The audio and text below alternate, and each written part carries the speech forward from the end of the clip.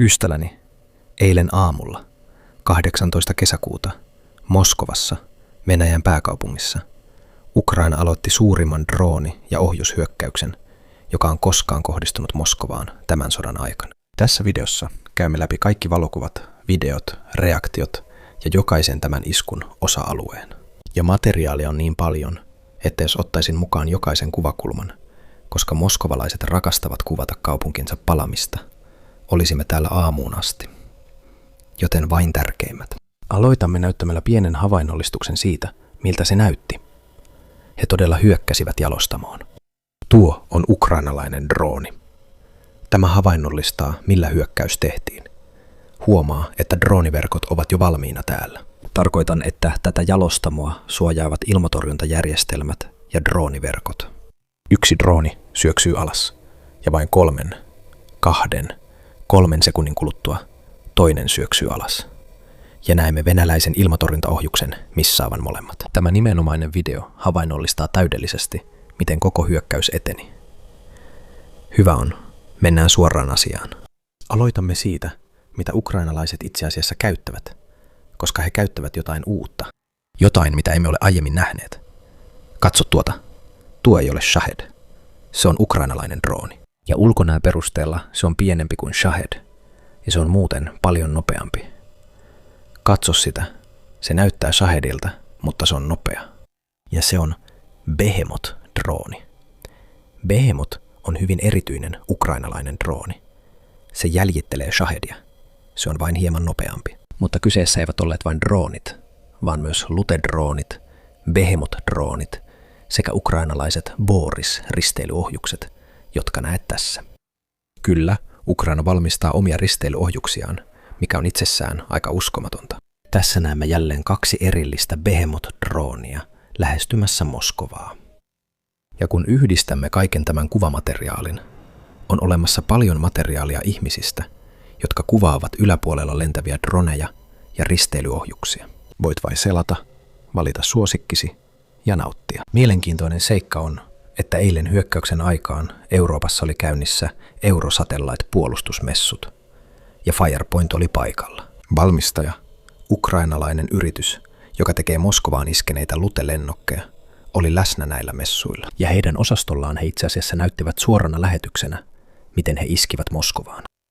Eikö tuo ole hullua? Se on paras markkinointistrategia mille tahansa lennokkifirmalle, koska tätä me myymme. Älä usko vain meidän sanaamme. Katso ruudulta. Tämä tapahtuu nyt.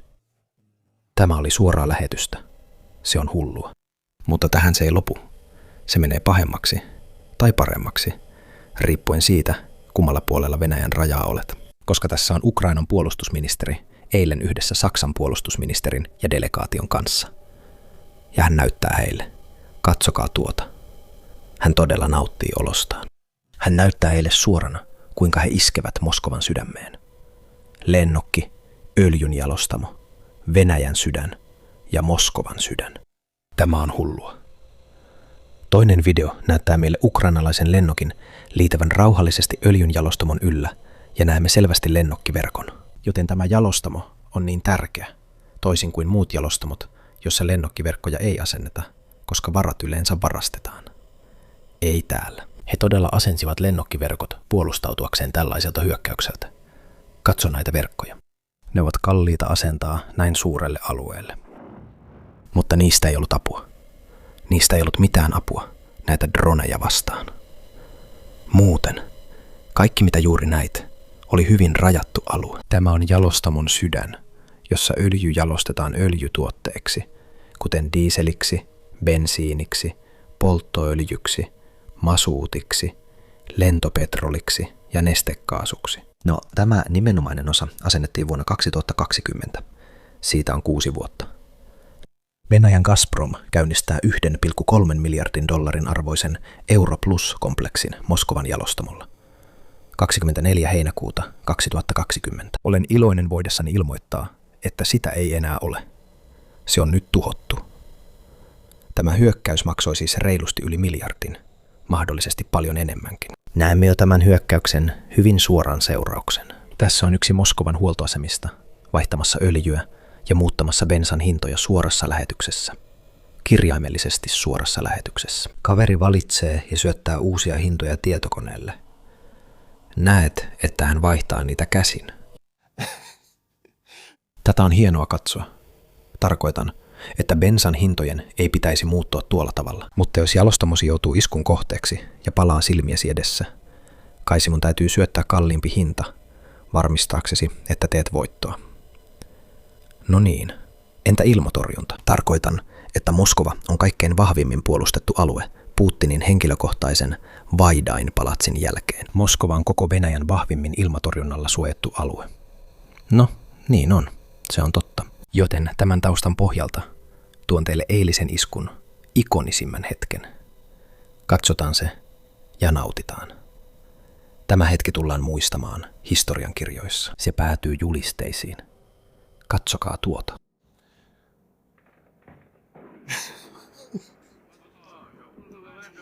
Toivon, että tämä olisi tekoälyä, mutta ei ole. Tämä on täysin todellista. 100% aitoa. Tämä oli polttoainesäiliön kansi. Polttoainesilo, miten tätä nyt kutsutaankaan.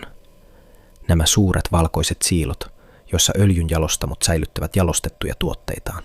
Tämän täytyy olla bensiiniä, koska bensiinikaasut ovat niitä, jotka saavat polttoainesäiliön kannen nousemaan tuolla tavalla. Höyryt ovat säiliön yläosassa, ja kun tapahtuu sytytys, höyryt räjähtävät ylöspäin, ja juuri sen näemme tässä. Tämä on niin ikoninen pätkä.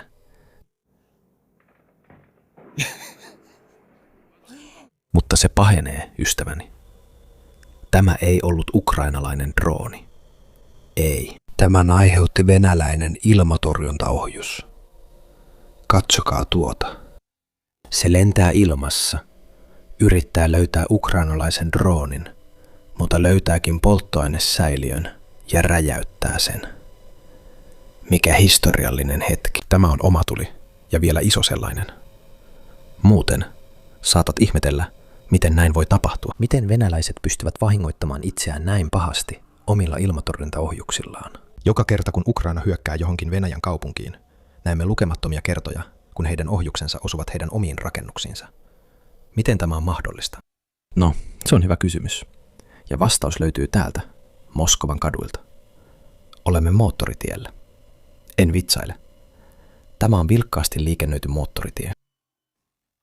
Hän ampuu tai yrittää ampua alas täällä olevaa dronea, mutta epäonnistuu täysin. Ohjus menee hallitsemattomaksi ja putoaa jonnekin Moskovan esikaupunkialueelle.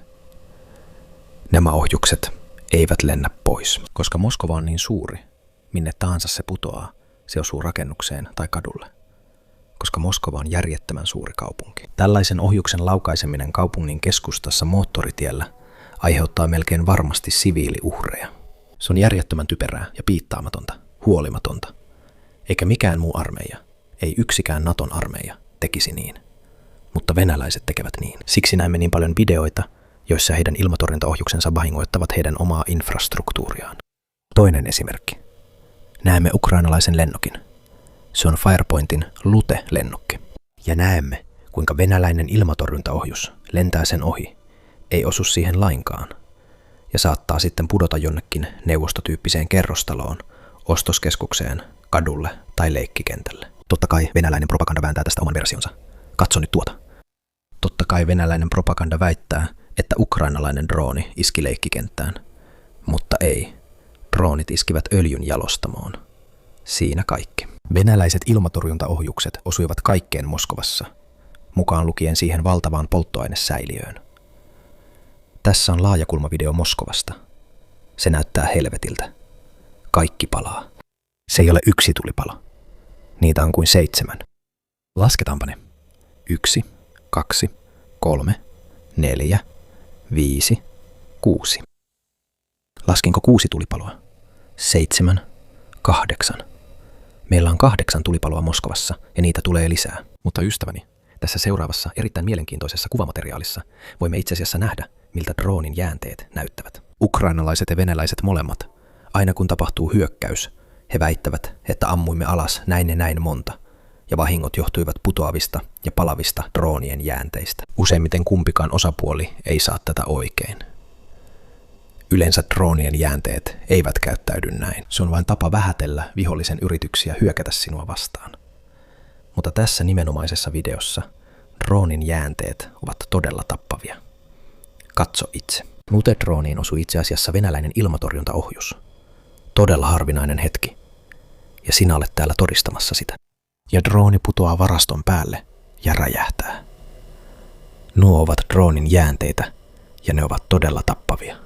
Ja koska tämä hyökkäys oli niin keskittynyt, meillä on 2 tapausta näistä droonin jäänteistä. Tämä on eri tapaus, toinen drooni. Katso tätä. Venäläinen ilmatorjuntaohjus ohittaa sen vain täpärästi ja räjähtää aivan sen vieressä. Pum! Mutta se lamauttaa droonin ohjausjärjestelmän, joka nyt liitää melko hitaasti ilman ohjausta varastoalueelle. Juuri tähän. Ja räjähtää. Joten sitä voisi kutsua drooniksi tai droonin jäänteiksi. Mutta se tapahtui, koska venäläiset ampuivat sitä. Se ei yltänyt jalostamolle, joten se laskeutui johonkin siviili-infrastruktuuriin, jonka Venäjän propaganda varmasti esittää niin, että ukrainalaiset iskivät näihin varastoihin, näihin leikkikenttiin ja näihin lapsia täynnä oleviin busseihin. Voi odottaa näkevänsä paljon tätä tulevina päivinä. Muuten, mikä oli paras tapa ampua alas ukrainalaisia drooneja Moskovan yllä? Koska se ei todellakaan ollut Pantsir S-ilmatorjunta tai Manpads-järjestelmä suoraan keskellä moottoritietä. Mikä se sitten oli? Meillä on videoita, jotka todistavat, mikä se oikeasti oli. Tässä ukrainalainen drooni lentää kohti jalostamoa, mutta keskellä reittiä on rakennusnosturi, ja se törmäsi nosturiin. Nämä rakennusnosturit kyllä hoitavat hommansa. Ne ovat paras ilmatorjunta Moskovassa. Tässä on toinen kuvakulma siitä. Merkitys. Tehokas ja halpa. Ehkä venäläisten pitäisi harkita tätä rakennusnosturi-ideaa ja itse asiassa asentaa näitä rakennusnostureita kaikkialle aluksiinsa, kaikkialle Ural-kuorma-autoihinsa, jotka kulkevat R28-tietä pitkin Novorossia valtatietä, lähellä Azovinmerta ja joita parhaillaan tuhotaan. Ehkä heiltä puuttuvat nämä ilmatorjunnan rakennusnosturit. Muuten, jos puhumme siitä, mikä oli tehokasta ilmatorjuntaa, emme voi olla mainitsematta tätä. Mies Makarov-pistoolin kanssa. Kerronpa teille, tällä kaverilla ei ole lupaa tähän aseeseen. Todella laitonta, mutta näyttää upealta. Katsokaa tuota. Joku tyyppi ampuu yhden laukauksen. Katsokaa tuota. Pum. Ja räjäyttää dronen. Juttu on siinä, että Makarov. Valmistettu vuodesta 1949 lähtien. Jotain sellaista. Näitä on tehty 5–10 miljoonaa kappaletta. Se on erittäin massatuotettu pistooli Neuvostoliitossa. Lippaassa on 8 laukausta. Yhdessä rivissä patruunat. Se on kauhea käsiase. Se on pieni. Se jumittaa koko ajan. Se on yksi hirveimmistä pistooleista, joita voit oikeasti käyttää.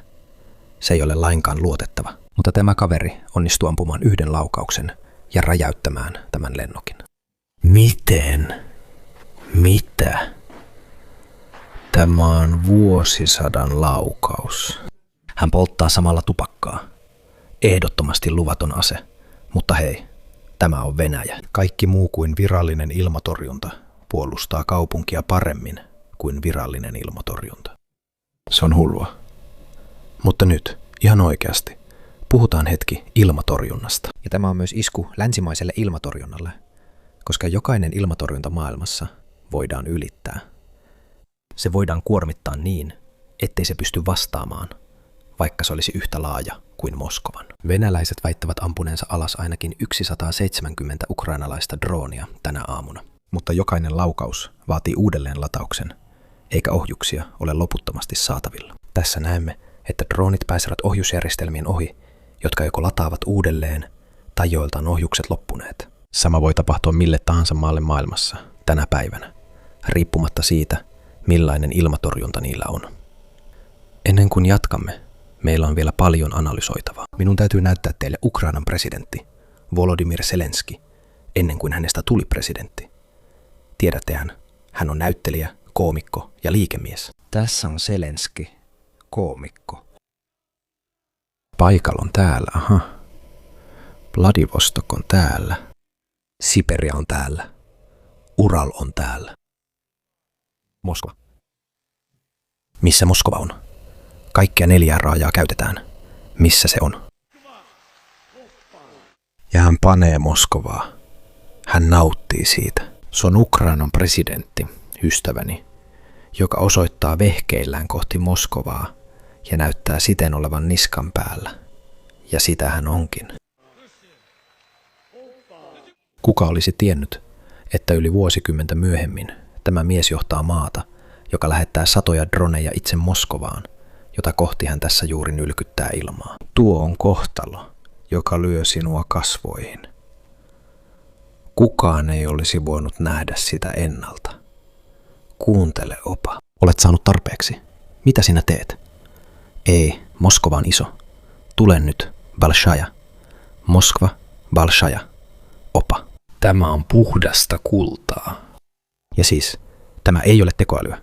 Tämä on oikeasti Zelenski, joka oli poikkeuksellinen koomikko. Vakavoituen näemme, kuinka venäläiset reagoivat helikoptereilla yrittäen sammuttaa paloja.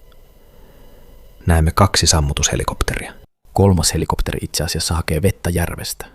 Kun 4. palaa takaisin, se muistuttaa hieman Tšernobylin onnettomuutta, jolloin myös käytettiin samanlaisia helikoptereita. Ja yksi niistä itse asiassa putosi reaktorin ylle, hieman sinertävän valonsäteen päälle, tiedäthän, ionisoitunutta ilmaa, ja se putosi alas. Se muistuttaa sitä videopätkää hieman. Siitä on olemassa oikea tallenne. Mutta se on Moskova. Mutta puhutaanpa tämän ekologisista seurauksista. Ja tulee olemaan, tiedän että haluat sen, rumpujen pärinää, öljyvuoto. Tulee olemaan öljyvuoto. Näemme jo jäämiä valkoisilla pinnoilla, kaikilla pinnoilla Moskovassa.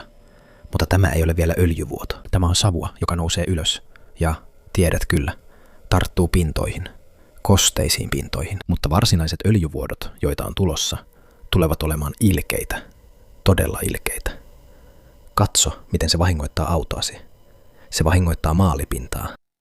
Jälkisiivoojat, ne jotka pesevät näitä koneita, heillä tulee olemaan paljon töitä. He tulevat tienaamaan paljon rahaa, mutta kaikki ulkona kasvatettu, kurkut, tomaatit, kaikki mitä sinulla on parvekkeella, on pilalla. Se on mennyttä. Niin, näemme jo nyt, että öljy tarttuu maan, tarttuu pintoihin ja pilaa kaiken, mihin se koskee. Ja se on joissa. Se on kanavissa. Kaikkialla, missä on vähänkin vettä, näet öljyä sen pinnalla. Moskovan alueella. Katso tuota. Se on rumaa. Se on pahaa. Ja joku lisäsi nämä kuvat Taru Sormusten herrasta elokuvasta. En voi. Siksi he kutsuvat heitä örkeiksi. Siksi he kutsuvat sitä Mordoriksi. Ei tarvitse keksiä mitään. Se on juuri tuollaista. Jos olet venäläinen Moskovassa, nukut, olet tuollainen. Mutta Moskovassa tulee sadetta. Sateisia pilviä on kaupungin yllä. Vähän on jo satanut. Ja jokainen palo tällä hetkellä, niitä oli 6, 7, 8, mitä? Lähes 10 paloa. Ne palavat pitkään, koska polttoainepaloa on hyvin vaikea sammuttaa noin vain. Ne nousevat pilviin. Katso tätä. Tämä on savua ja pilviä sekoittumassa. Ja kun se laskeutuu alas, se pilaa lukemattomia autoja, lukemattomia parvekkeita, lukemattomia ulkona kuivuvia vaatteita. Niin, saatat ajatella, että se on pieni asia, vaatteiden kuivuminen, 1 teepaita pilalla. Ei, kerro se 10 miljoonalla Moskovassa asuvalla ihmisellä. Siitä tulee katastrofi. Katsotaanpa, miten tavalliset ihmiset reagoivat tähän hyökkäykseen. Ensinnäkin meillä on tämä kaveri, joka kuvaa kaiken. Kuvaa ilmatorjuntaohjusten reitit, jäänteet, jotka eivät osuneet droneihin. Hiljaa pojat hiljaa. Tuolla, helvetti, tämä on eeppistä. Kaveri ei ole yhtään surullinen. Tämä on hänen maansa. Se on hänen pääkaupunkinsa, jota polttaa heidän mielestään fasistinen, natsimielinen, huumeita käyttävä Ukrainan hallitus. Ja he kuvaavat. Tämä on eeppistä. Meidän hevosiamme potkivat fasistiset huumeiden käyttäjät. Helvetti, joo. Missä? Mihin olen oikein päätynyt? Kuvittele sitä. Mistä se lentää? Se lentää. Pantsir on aktiivinen. Mikä Pantsir? Oletko hullu? He kysyvät itsekin, mikä Pantsir? Mitä fanit tekevät? Oletko hullu? Dokumentti. Päädyttiin johonkin Call of Dutyin. Kaveri, älä viitsi. En halua mennä töihin tänään. Siihen se päätyy. Näetkö, venäläiset eivät tunne maataan, maaperänsä tai mitään muutakaan omakseen. Heidät on kasvatettu niin, että kaikki kuuluu tsaarille. Kaikki kuuluu maan johtajille ja eliitille. Oli se sitten Suloviki tai NKVD, kuka tahansa hallitsee tsaaria, pojaareja, ketkä tahansa ovat huipulla. Kansalla ei ole omistajuuden tunnetta. Se on erilaista Länsi-Euroopassa. Minä olen maani, minä olen kulttuurini, minä olen kieleni, perheeni. Tämä olen minä. Se, mitä teen, muuttaa asioita ympärilläni. Se ei ole ajattelutapa Venäjällä, ei Moskovassa. Joten näet maasi palavan. Rahasi, kulttuurisi joutuvat hyökkäyksen kohteeksi, jos kulttuuria ylipäätään on, kuoleman ja varkauden kulttuuri. Se on silti sinun kulttuurisi. Olet kuin, wow, minun ei tarvitse mennä töihin tänään. Tuo on kuin suoraan Call of Dutystä. Se on hyvin venäläinen tapa sanoa. Se on hyvin venäläinen tunne. Joten me, sinä ja minä, ehkä katsomme tätä Länsi-Euroopassa tai Amerikassa tai Kanadassa. Se avaa hieman heidän ajatteluaan. He näkevät maansa palavan. He näkevät talonsa palavan. Se ei ole heidän. He eivät tunne omistajuutta siihen. Se on Putinin. Se on FSB:t öljyn jalostamolle. Nyt näytän sinulle tämän tytön, koska pidän todella hänen reaktioistaan, koska, tiedäthän, Ukraina on elänyt tuolla tavalla. Äidit tyttärineen ja poikineen ovat eläneet tuolla tavalla joka yö viimeiset 4,5 vuotta. Ja nyt näen tämän tytön Moskovassa ja nautin siitä. Tervetuloa sotaan, jonka aloitit. Kello on 5 aamulla. Siellä käydään sotaa. Kyllä, siellä olet oikeassa. Sinä aloitit sen. Saatat ajatella, että hei, hän ei ole vastuussa Putinin teoista. Mutta tavallaan on. He todella tukevat Putinia. Putinin kannatus on Venäjällä järjetöntä. Alempana nyt kuin ennen, mutta silti reilusti yli 60%. Yli puolet kaikista venäläisistä tukee häntä. Ja ne, jotka eivät tue, katsovat vain alas, eivätkä tee mitään. Ikkunani tärisevät. Minun täytyy soittaa ystävälleni. Mitä? Mitä? Onpa eriväriset kynnet. Mitä ihmettä? Ja linnut lentävät valon nopeudella. Siis mitä sinä oikein puhut?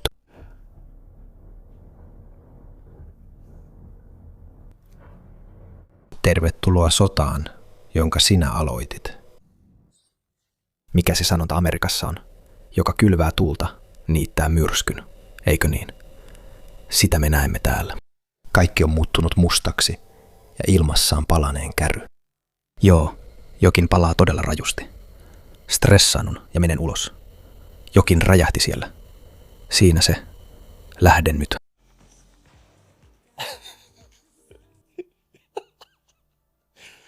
Katso tuota. Venäjä ampuu ilmatorjuntaohjuksensa. He ampuvat sen, mutta eivät osu. Se tulee täältä toiselta moottoritieltä. He ampuvat, mutta eivät osu. Ja sitten tämä kaveri juoksee kuvaan. Hän sanoo, katso tuota. Tuollaista on elämäsi Moskovassa. Muuten, Moskovassa on valtava määrä maahanmuuttajia Aasiasta ja Afrikasta. Myös muslimeja on valtavasti. Siinä ei ole mitään väärää. Haluan vain kertoa, että Moskova ei ole väestöltään lainkaan pelkästään venäläinen. Siellä asuu miljoonia aasialaisia ja ihmisiä eri Afrikan maista, maahanmuuttajia. Mukaan lukien tämä kaveri, joka on esimerkiksi Bangladesista tai Nepalista, mistä tahansa maasta. Tai ehkä se on Tatsikista, en tiedä. Mutta joo, heitä on paljon. Minulla on hauskaa tänään. Katsotaanpa nyt, miten venäläiset viranomaiset reagoivat tähän hyökkäykseen. Venäläiset sotablokkaajat. Olen varma, että haluat tietää. Okei, tämä oli massiivinen hyökkäys heidän maansa sydämeen. Heidän täytyy olla raivoissaan. Mitä he aikovat tehdä? Saamme sen selville, koska he kaikki puhuvat avoimesti. Ensinnäkin Firebomber, yksi suurimmista venäläisistä sotablokkaajista, joka keskittyy ilmailuun. En tiedä, mitä hänelle tapahtui. Ehkä hän sai aneurysman tai sydänkohtauksen, mutta hän julkaisi tämän hyökkäyksen jälkeen. Hän julkaisi tämän. Käytännössä ehdotan oikean sodan aloittamista. Odota. Tämäkö oli leikkisotaa, joten kaikki nämä venäläiset, jotka ovat kuolleet rintamalla, he vain leikkivät. Luulin, että tämä oli oikea sota. Aloita johtaminen kunnolla. Laita kaikki ylemmät upseerit kasarmipalvelukseen. Ammu alas kaikki droonit. Hitto. En ole koskaan ajatellut sitä. Kun pääkaupunkiin hyökätään drooneilla, en ole koskaan ajatellut ampua niitä kaikkia alas. Tapa kaikki viholliset. Voi luoja, hän on Nero. Älä ota vankeja. Pommitetaan kaikki sillat. Omatkin sillat. Olen ihan sekaisin. Pommitetaan kaikki tehtaat. Upota kaikki laivat. Kenen laivat? Sinunko laivasi? Sammuta valot. Missä? Makuuhuoneessa. Katkaise kaasu. Teloita kaikki fasistit. Nosta lippu Reichstagin päälle. Mitä? Luulen, että hän on humalassa tai jotain. Rehellisesti, tämä menee jo vähän yli. Ota lennätin haltuun. Lennätin. Puhummeko nyt lennättimestä vai siitä uutistoimistosta? Valloita rautatieasemat. Näytä Amerikalle, kuka on pomo. Hän on kuin pieni taapero, jolla on raivokohtaus. Tiedätkö, kun äitisi lukitsee sinut huoneeseen ja pelkäät todella, että isä tulee sisään, niin huudat siellä ääneti ja näytät keskisormea kaikille. Mutta et oikeasti halua pitää meteliä, koska isä antaa selkään, jos hän tulee sisään. Se on se Amerikka, tiedätkö? Joten hän on sellainen, että minä näytän, kuka on pomo. Toimita ja tuomitse heidät. Zelenskin oikeudenmukaisimmassa tuomioistuimessa. Hyökätkää kaikilla rintamilla. Kiitos katsomisesta. Mies, tämä kaveri on Nero. Ehkä hänen pitäisi pysyä palopommittajana. Ehkä hänen pitäisi pysyä ilmailussa, koska tankit eteenpäin. Se on uusi idea. Lentokoneet ilmassa. No, nyt hän puhuu asiaa. Ilmailu on hänen alansa. Hän tietää, mistä on kyse. Laivat merellä. No, ehkä pysyy lentokoneissa. Tiedetään. Laivat merellä. Maatalon pojille. Mitä? Tämä kaveri sieltä, mitä 1500-luvulta. Tai no, selvä. Hyvä on. Tehtaat työläisille. Okei, nyt ollaan Neuvostoliiton vuodessa. 1917. Neuvostoliiton perustaminen. Vallankumous. Aikajana on nyt sekaisin. Ei askeltakaan taaksepäin. Okei, nyt ollaan Stalinin ajassa. Mitä? 442. Mikä se käsky oli? Ei askeltakaan taaksepäin. Hän ikään kuin hyppii ajassa. Rangaise syyllisiä. Hyvä on. Palkitse ansioituneet. Okei. Vapauta koko Ukraina. Nyt hän mainitsee Ukrainan ensimmäistä kertaa. On paljon käskyjä ennen Ukrainaa. Saavuta kaikki erikoissotilasoperaation tavoitteet ja tehtävät. Hyvä on. Eli hän päätyy lopulta asiaan, jonka hän oikeasti haluaa tehdä. Tämä on Firebombin reaktio. Arvaan, että hän sai jonkinlaisen halvauksen ja tiedät, hän kirjoitti jotain. Katsotaanpa, mitä muut venäläiset sanovat. Tässä on mies, joka avaa tunteitaan Telegramissa. Venäläinen mies. Mitä muuta täytyy tapahtua? Mitä muuta täytyy tapahtua, jotta taistelisimme oikeasti? Heillä kaikilla on tämä outo ajatus, etteivät he taistele oikeasti. Siis he saavat turpaansa ja luulevat leikkivänsä sotaa. Ei, he ovat vain todella huonoja. Tai Ukraina on vain äärimmäisen hyvä. Molemmat pitävät paikkansa. Sota tarkoittaa voittoa hinnalla millä hyvänsä. Ukrainalaiset ovat sodassa, joten he taistelevat kaikesta, minkä voivat. Terrori-iskut, liikekannallepano, siviiliemme, lasten ja vanhusten tappaminen. Me suoritamme erityistä sotilasoperaatiota, joten emme taistele kaikella voimallamme ja resursseillamme. Me olemme ne hyvät tyypit, tiedetään. Me pidättelemme itseämme. Mutta puoliteholla, kuin herrasmiehet. Tiedäthän, nämä herrasmiehet. Olen katsonut lukemattomia videoita, jossa venäläiset mestaa ukrainalaisia viidakkoveitsillä ja oikeasti tylsillä veitsillä. Katson näitä videoita. Kaikki ne viillot vievät aikaa. Katsoin, kun venäläiset tekivät sitä ukrainalaisille miehille ja naisille. Kuin herrasmiehet. Samoilla aseilla kuin vihollinen. Miksi emme käytä ydinaseita, jotka esi-isämme loivat ja varastoivat juuri tätä tarkoitusta varten? Esi-isät, ne apinat kivien kanssa, tiedätkö, loivat ydinaseet. Koko maan ponnistelut suunnattiin voittoon, jotta kukaan ei edes uskaltaisi ajatella taistelevansa ydinasesuurvaltaa vastaan. Jotta meidän kansamme, meidän siviiliväestömme, eivät kärsisi. Kun valitsemme omiemme ja muiden välillä, meidän täytyy valita omamme. Sääli heitä, ei muita. Toinen kaveri, joka sai aivohalvauksen, on mielestäni vähän muriseva. Luulen, että he kaikki ovat niin vihaisia. Ja he saivat aivohalvauksen samaan aikaan. Ja he ovat humalassa, koska tämä on Venäjä. Ja mitä tahansa tapahtuu, juot. Ja se on lopputulos. He ovat kaikki vähän sekaisin, eivätkä oikeastaan tiedä, mitä nyt pitäisi tehdä. Ketä syyttää? Häviävät sodan, jonka luulevat olevan vain leikkitaistelua. Mitä muuta täytyy tapahtua? Mitä me odotamme? Zelenski saa brittiläisen pommin.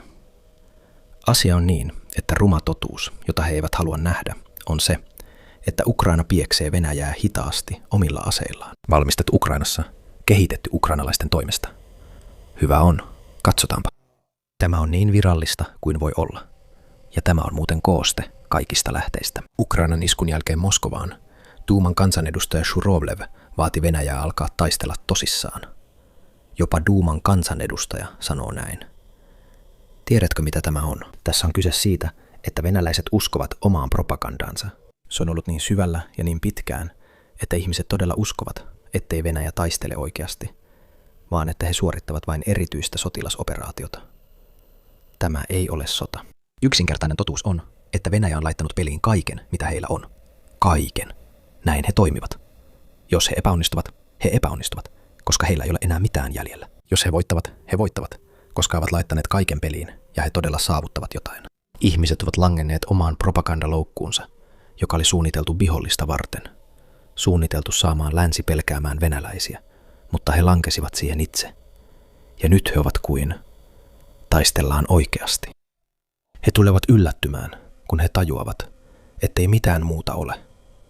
Mitään ei ole enää jäljellä. Venäläiset blokkaajat muuten, jotkut heistä, jotka ovat aktiivisesti rintamalla ja tuntevat ne kaverit, jotka kuolevat, ottavat tällaiset asiat todella vakavasti. Venäläiset blokkaajat reagoivat nopeasti Shurovleviin, kansanedustajaan, joka haluaa taistella oikeasti. Lainaan. Kansanedustaja Shurovlev on juuri vaatinut, että meidän pitäisi alkaa taistella oikeasti. Tarkoittaako se siis, että viimeiset 4,5 vuotta emme ole taistelleet oikeasti? Jos emme, niin mitä tarkalleen ottaen olemme tehneet ja miksi? Telegram-kanava Bortlet. Meidän pitäisi varmaan kertoa etulinjan sotilaillemme ja kaatuneiden omaisille, etteivät viimeiset 4,5 vuotta olleetkaan mitään vakavaa. Teemme sen vain huvin vuoksi. 500 000 kuollutta. Huvin vuoksi. Loput ovat haavoittuneita. Tämä on varsin kätevä myytti, että Venäjä voisi antaa murskaavan vastauksen juuri tällä hetkellä, mutta yksinkertaisesti päättää olla tekemättä niin, jalouden tai johtajiemme tiettyjen näkemysten vuoksi. Tämä on vain puolitotuutta. On olemassa yksi äärimmäinen keino. Taktisten ydinaseiden käyttö. Ehkä sillä todella olisi jonkinlainen vaikutus. Taktisten ydinaseiden lisäksi ei ole mahdollisuutta antaa minkäänlaista murskaavaa vastausta juuri tällä hetkellä. Tämä on totuus. Toisin sanoen, näin puhuvat venäläiset miehet Venäjän rintamalla. Ja kyllä, ainoa asia, jonka Venäjä voisi oikeasti tehdä, mutta ei nyt tee, on ydinaseiden käyttö. Se on ainoa tapa eskaloida tilannetta. He eivät halua tehdä sitä, koska se olisi heidän maansa, kulttuurinsa ja kansansa loppu. Ikuisesti. Ja nyt lopuksi tuon teille Solovjovin, Venäjän ykköspropagandistin, joka reagoi tähän hyökkäykseen hyvin vaisusti, koska on todella vaikea levittää propagandamyyttä, jos oma pääkaupunki on tulessa. Sota on siis pitkä kamppailu. He ovat kaikki humalassa. He kaikki jaarittelevat ja päästelevät tällaisia haikumaisia mietelmiä. Tiedättehän. Taiji-sota. Pitkä kamppailu. Tiedät kyllä. Kaikki tämä. Paska. Kerää itsesi. Tarvitset kunnon vastauksen ukrainalaisille. Jopa minä yritän tukea näitä tyyppejä. He ovat menettäneet otteensa. Sota on pitkä kamppailu. Joo, olen samaa mieltä. Älkää raivotko. Se on viesti Venäjän kansalle. En sano edes omille lapsilleni noin. Käytän muita keinoja. Se ei toimi. Sen sijaan analysoikaa tilanne ja olkaa isoisienne ja isoisoisienne sankaritekojen arvoisia. Tämä on juuri sellainen tilanne, jossa meidän täytyy kysyä itseltämme, voimmeko tehdä sen uudestaan? Ja jos näin on monia asioita, jotka sinun täytyy ymmärtää. Rehellinen totuus, jos hän tarkoittaa, voimmeko vallata Reichstag uudestaan ja tehdä kuten Neuvostoliitto teki. Eli siis mobilisoida 10 miljoonaa sotilasta ja vain heittää heidät ongelman kimppuun, toivoen, että jokin toimii. Silloin vastaus on ei. Venäjä ei voi tehdä sitä, koska se ei ole Neuvostoliitto. Heillä ei ole rahaa, heillä ei ole aseita, heillä ei ole Neuvostoliiton tuotantokykyä eikä työvoimaa. Joten yksinkertainen vastaus on ei. He eivät voi tehdä sitä uudestaan. Vaikka he yrittävätkin, se epäonnistuu. ymmärtää monia asioita ja olla valmistautunut siihen, että tulee olemaan vaikeaa, sekä olla valmis uhrautumaan. Ja etsiä tukea omasta sielustaan ja omasta perhehistoriastaan. Hyvä on, katson. Lohtua perhehistoriastani. Mennään äitini luo, ja ehkä hänen isänsä karkotettiin Siperiaan 4-vuotiaana poikana, taaperona, venäläisten toimesta. Joten menin perhehistoriaan. Sain vastauksen. Venäjän on oltava poissa. Mitä muita vaihtoehtoja meillä on? Mitä muita vaihtoehtoja? Niin, tämä on kuin vanha, yksinäinen propagandisti, joka viimeisen kerran esittää nämä kysymykset ennen kuin häviää, ennen kuin katoaa hiljaa siihen pimeään yöhön. Ystäväni, nautin tästä videosta aivan liikaa, ja se on ehdottomasti aivan liian pitkä. Mutta näin ei tapahdu usein. Vain seuraavat 10 päivää voit ostaa kirjani 8 tehtävää Ukrainassa. 1. heinäkuuta alkaen tätä ei enää myydä missään, koska se on poissa. Jokainen kirja on ostettu. Näitä on vielä muutama 10 jäljellä, joten mene ja hanki omasi. Linkki löytyy alta kuvauksesta. Sinulla on 10 päivää aikaa. Olen myös todella iloinen, että olemme 4 vuoden jälkeen päässeet siihen hetkeen, jolloin Ukraina iskee Moskovaan. Olen pystynyt tekemään tätä ja pääsemään tähän hetkeen kanavan sponsoreiden eli Buy Me a Coffeen kuukausijäsenten ansiosta. Meillä on parempi Ukraina. Sanon tämän virolaisena, Virossa. Ukraine on viroksi Ukraina. Eli mieluummin Ukraina. Kiitos. Jos on Hubert. Arvaan, että Bart tarkoittaa partaa vanhassa pohjoismaisessa kielessä. Eli jaso ja rengasparta. Kiitos. Ja lopuksi Angus. Kiitos, että liityit mukaan. Jos pidät kanavastani ja 2 vuoden päästä haluat juhlia kanssani Ukrainan voittoa, liity mukaan ja osta minulle kahvi kuukausijäsenyyden kautta, ystäväni. Tässä videossa näet tyttö, ja hänellä on todella vaikeuksia ymmärtää, mitä tapahtuu, koska hän ei voi tankata autoon. Tietääkö kukaan, mitä Moskovassa tapahtuu? Yhdelläkään huoltoasemalla ei ole 100-oktaanista polttoainetta. Onko jotain tapahtumassa? Ja tässä meillä on Shoigu räjähtävän polttoainesäiliön kanssa. Tyttö on todella ymmällään, kuten miljoonat moskovalaiset ja 10 miljoonat venäläiset, koska he ovat tiedollisessa kuplassa. Heillä ei ole tietoa. He eivät tiedä. Koska kaikki mitä he tietävät on, että he voittavat erikoissotilasoperaation jossain syrjäseudulla. Ketään ei kiinnosta. Miksi Moskova yhtäkkiä räjähtää? Miksi ei ole polttoainetta? Heillä ei ole mitään käsitystä tilanteesta. Joten tätä minä teen. Opetetaan näitä ihmisiä lempeästi. Ja kun sanon lempeästi, tarkoitan lähettää 100 droneja joka yö Moskovaan. Muuten, mainitsin jo aiemmin, mutta ei ole pelkästään halventavaa sanoa venäläisiä mordoriksi ja örkeiksi. Samankaltaisuuksia on vain liikaa. Sitä on vaikea sivuuttaa rehellisesti sanottuna. Tämä on Mordor. Tämä on Moskova. Ja koska tämä oli niin ikonista, tämä ei ole tekoälyä. Kansi oikeasti lensi noin. Mun täytyy käydä läpi joitakin meemejä. Tietysti meillä on vanha kunnon Prigozhin, Shoigu, Gerasimov. Miksi polttoainesäiliön kansi räjähtää noin? Meillä on loputtomasti meemejä tästä. Katso tuota. Ihmiset käyttävät tekoälyä, mutta tämä on oikeasti hauskaa. Zelenski tekee kattilallista kuumaa keittoa. Onko tämä Bob Ross? Koska Virossa ja entisissä Neuvostoliiton maissa meillä ei oikeastaan ollut hänen ohjelmiaan, mutta tiedän kyllä, kuka tyyppi on. Olen nähnyt joitakin pätkiä. On todella rentouttavaa katsoa maalaamista. Toivoisin, että hän maalaisi tämän. Tämä on vähän erityisempi sotilasoperaatio. Ja muuten tuoreita uutisia. Kiovasta on tullut vahvistamattomia huhuja, että sekä Kirill Abudanov että Robert Madjar nähtiin tänään hymyilemässä. Tänä aamuna tämä kaveri ja tämä kaveri hymyilivät. Luulin, ettei sellainen päivä koskaan koittaisi. Mutta mitä siihen oikein tarvittiin? Kaiken. Meidän piti lähettää jokainen drooni Moskovaan ja räjäyttää sen polttoainesäiliön kansi. Itse asiassa venäläinen ilmatorjuntaohjus teki sen, mutta se sai heidät hymyilemään. Se on hyvä tapa lopettaa tämä video. Olen iloinen, että saan viedä tämän hymyn sydämessäni kotiin. Ystäväni, palaan luoksenne joka maanantai, keskiviikko ja perjantai. Ehdottomasti tämän iskun jälkipyykkiä. Keskustelemme tästä seuraavassa videossa, sillä uskon, että näemme vielä paljon lisää hyvää materiaalia Moskovasta. Toivotetaan venäläisille älyä, jotta he todella ymmärtäisivät, miksi nämä seuraukset saapuvat heidän pääkaupunkiinsa. Koska tällä hetkellä he oikeasti kysyvät, mitä tapahtuu. Joten toivotetaan heille älyä, ja sitä saa oppimisen kautta. Oppiminen tulee epäonnistumisen ja kivun kautta. Joten he tarvitsevat hieman kipua. Sitten he oppivat. Joten toivotetaan heille älyä, eli kipua. Seuraavaan videoni asti, ystäväni, muista tilata kanava ja palata takaisin. Ja hei hei.